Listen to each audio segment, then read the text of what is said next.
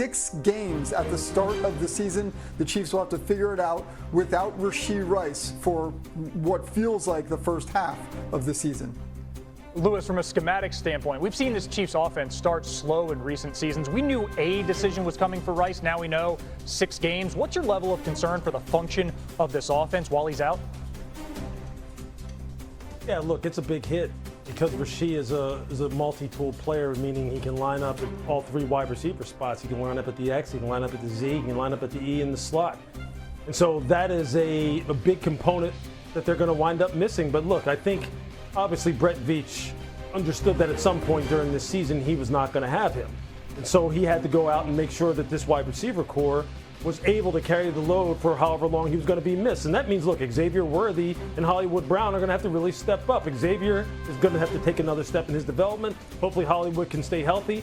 And he is a guy who can be an absolute game breaker. And then Tyquan Thornton's emergence this preseason. That's another big part of it. Brashard Smith catching balls out of the backfield. These guys are going to have to be big right out of the gate because, look, they got some heavyweights right out of the gate. The Chargers are a serious contender, I believe, this year. The Philadelphia Eagles, we already know what they bring to the table. So these guys are going to have to lean on Patrick Mahomes. Patrick's going to have to lean on them. And just remember this name, too.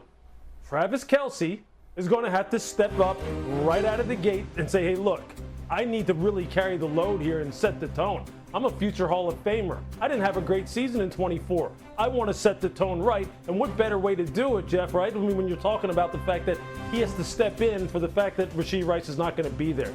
They have the wherewithal to do it. They have the coaching staff to be able to make up for it.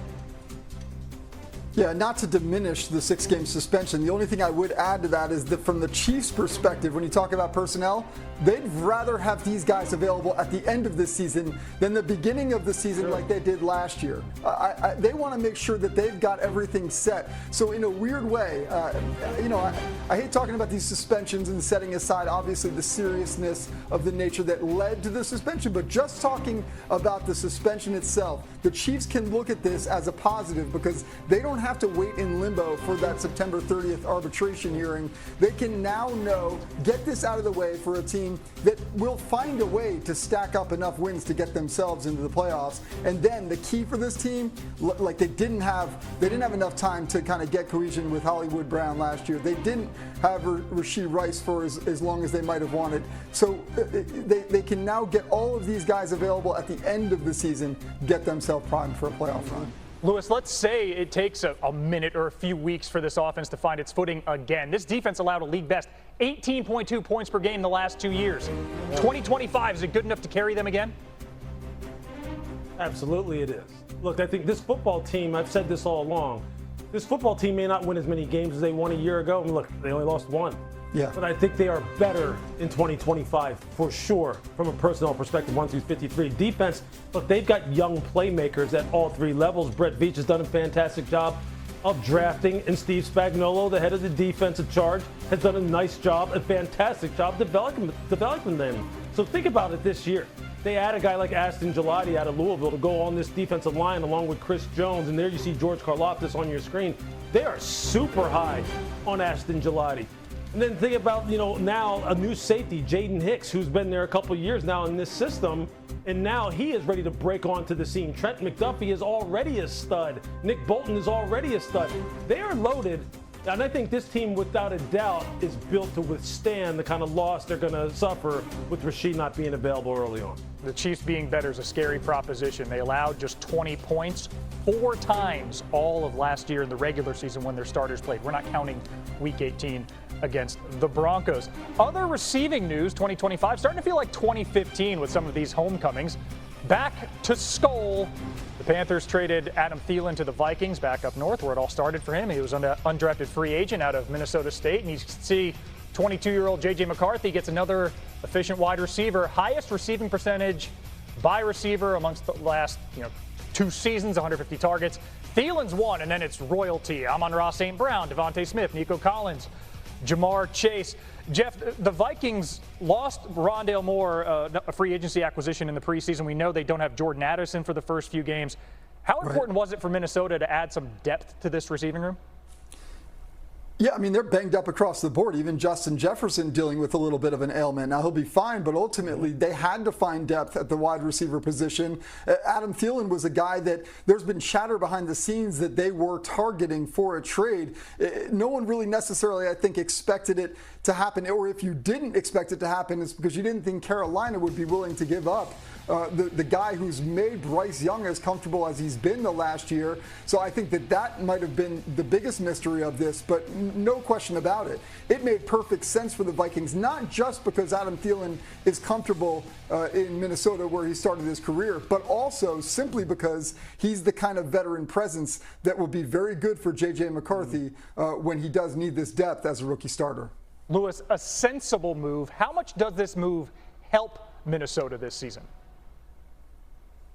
Oh, it helps him tremendously simply because of what Jeff was alluding to. The fact that, one, he brings a veteran presence to the wide receiver room. He brings a veteran presence to the offensive meeting room. And specifically, he is someone that, along with Justin Jefferson, can go to J.J. McCarthy and really keep him on the straight and narrow and keep him nice and even-keeled, although I don't think J.J. McCarthy has any problem with that. And J.J. has a previous relationship with Adam Thielen already. So this is brilliant on the part of the front office of the Minnesota Vikings and Kevin O'Connell. This is exactly the kind of addition that they need, especially given the fact that Jordan Addison isn't going to be available at the beginning of the year.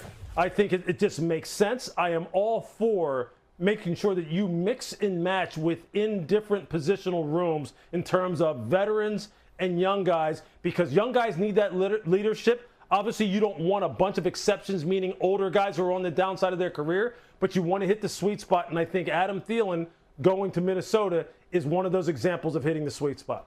And his second stint in purple and gold starts right here on ESPN Week 1 Monday Night Football in Chicago. Other side of the coin, this is a big loss for Bryce Young, who looked great toward the end of last season. Young had a 95 QBR when targeting Thielen. Compare that to just 31 when targeting any other wide receiver. Young also threw for nearly 3 more yards per attempt and had a 20% better completion percentage when targeting the 35-year-old Thielen. Lewis, end of last year, Young was terrific. 10 total touchdowns, no turnovers the last 3 games. Now you subtract the main target. How do you grade the talent around Young in Carolina as he tries to make the next step? Like, obviously, it's young and unproven, but you know what? They're trying to go young. They're trying to build for the long haul, and what better way to do it than to get a bunch of guys who are around the same age and just let them grow together. Now, you have to understand that there's going to be some lumps along the way because you have some inexperience, in particular at the wide receiver spot, and you have to take your time. And you see there on your screen, look, Tedero McMillan, Xavier Legette, Jalen Carter, Jimmy Horn Jr., these guys are all going to have to grow along with Bryce, earn his trust. Bryce is going to have to get to know them, but they're all super skilled. Look at some of the highlights on your screen right now. I mean, Xavier Legette can fly, and he is a monster of an athlete. Tedero McMillan is one of those high risers down the field that can make Lynn Swann-type catches with one hand, contort his body in the air. These are kind of things that you're looking for as a scouting department and as coaching staff. They just need to grow together now, and you need to manage your expectations accordingly. Yeah, I don't want to say anything bad about Dan Morgan, the GM, making these calls because he is smarter than me and will beat me up. But that being said, it is slightly peculiar to me just because Adam Thielen was such a safety net for Bryce Young. And that's not to take away what Young did last season. And I do applaud the idea of going young. They've drafted 2 wide receivers in the first round each of the last 2 years. It just feels like maybe they could have gone another year with that veteran presence in Adam Thielen. But they got some trade value out of it.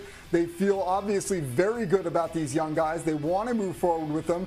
And I will say this, it obviously speaks volumes not just to how they feel about those young receivers, but how they feel fluke by any means that he rebounded after being benched for Andy Dalton and came back and resurrected his young career. Very clearly, this team believes that he has proven himself not only to be the franchise quarterback, to be able to raise the standard of these young wide receivers. Carolina's probably going to need to put up points. They ranked last season in yards allowed,